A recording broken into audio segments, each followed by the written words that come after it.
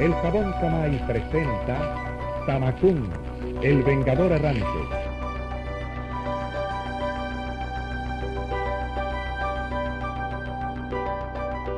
Sin duda, hay muchas curiosidades que nos faltan por conocer del principal personaje de la radio latinoamericana de la década de los 40 y 50, Tamacún, el Vengador Errante. A finales de los 40 sabemos que salió el álbum de postalistas de Tamacún. Coincidió con el lanzamiento del jabón Dreft, primer jabón en polvo de Cuba. Para el personaje de Tamacún es el principio de una etapa. Ovelleiro Carvajal asume la marca del personaje. La etapa de González Gaspar y Armando Couto ha llegado a su fin. González Gaspar se dedicará a escribir novelas románticas en su mayoría, y Armando Couto, gracias al renombre que le dio escribir Tamacún, se consolidó como el autor del momento, con Los Tres Villalobos y Lo que pasa en el mundo. El guión de Tamacún la asume ahora Eduardo Muñoz. Jabón Dreft patrocina el álbum de Tamacún, que traería varias sorpresas, entre ellas la promoción del Chavito.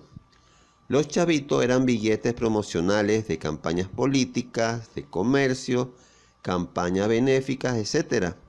Hay quienes aseguran que el chavito deriva de las fichas de las antiguas haciendas cubanas, donde se les pagaba a los obreros campesinos con monedas privadas emitidas por las propias haciendas para ser consumidas ahí mismo. El dueño de la hacienda le pagaba la jornada al campesino y el trabajador después terminaba dirigiéndose a un comercio dentro de la misma hacienda, propiedad del mismo patrón. De ahí la frase, se paga y se daba el vuelto. Los primeros chavitos de campaña política fueron del presidente Grau en sus campañas para el periodo de 1944 y 1949. También serían utilizados como promoción de cines, comercios y radio. Vemos chavitos de Sara Montiel con Pedro Infante, la emisora CMQ, campaña educativa, comercio y muchos otros. El álbum de Tamacún no solo sirvió de campaña publicitaria para el jabón Dreft, también el publicista Ovelleiro Carvajal creó alrededor del álbum de Tamacún una serie de promociones importantes, como el cambio de postalistas repetidas por la sortija de Tamacún. Pero lo más asombroso fue una tercera promoción, los billetes de Tamacún o los chavitos de Tamacún. Salieron chavitos de Tamacún de 5 pesos, 10 pesos, 50 pesos y hasta de 100 pesos. Este dinero infantil se podía canjear por artículos infantiles en las tiendas del Palacio de los Juguetes.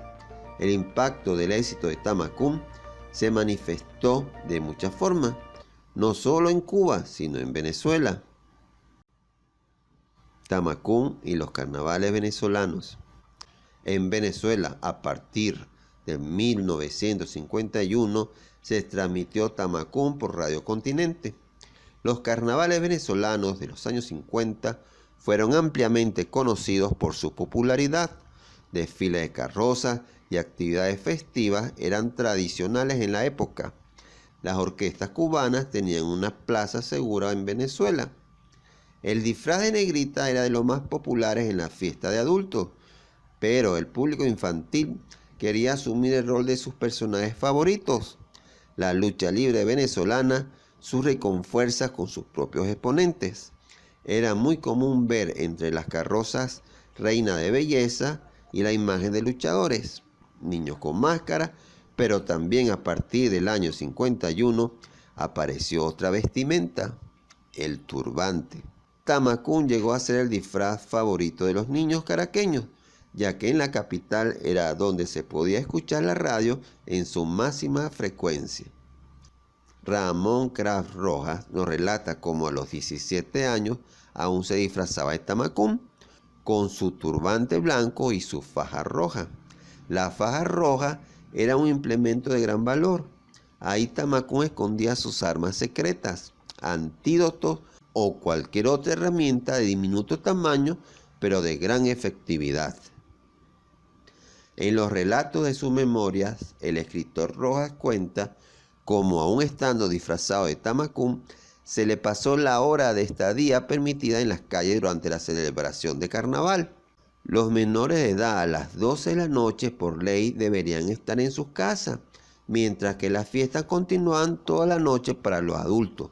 Pero Tamacún Rojas fue capturado a alta hora de la noche y pasó la velada en la comisaría hasta salir el día. La tragedia de Arelis.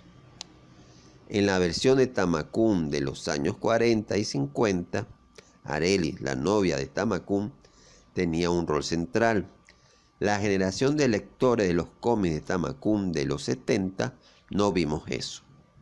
En Tamacún 1975, la princesa Arelis apenas aparece en el primer número. Aparece en la sala de música tocando un piano en los momentos en que el ejército negro irrumpe la pieza y asesina al rey Kramitar, a la reina y a la propia princesa Arelis. En la historia nunca se ven juntos a Tamacún y a Arelis. Solo en una viñeta el príncipe evoca la imagen de su princesa muerta.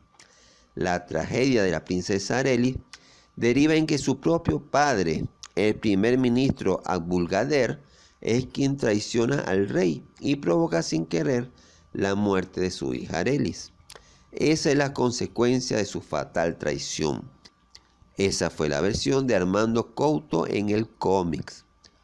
Pero en la versión de González Gaspar, 1941, y Eduardo Muñoz, 1948, el papel de la princesa Arelis es completamente distinto.